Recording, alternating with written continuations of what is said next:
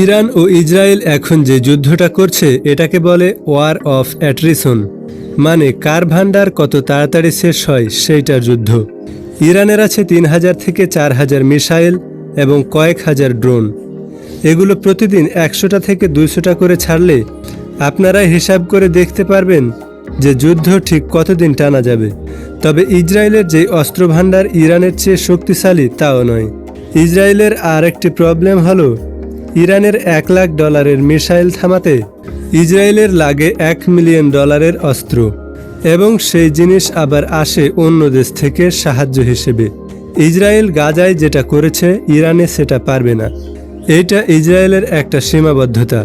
তবে ইসরায়েলের মূল শক্তি হবে এয়ার অর্থাৎ আকাশপথ এবং ইন্টেলিজেন্স ডমিনেন্স। আর ইরানের দুর্বলতা হচ্ছে এদের আকাশপথে যুদ্ধ করার মতো শক্তিশালী কোনো এয়ারক্রাফট বা যুদ্ধজাহাজ নেই। এছাড়াও ইরানের সবচেয়ে বড় দুর্বলতা হচ্ছে মিত্র।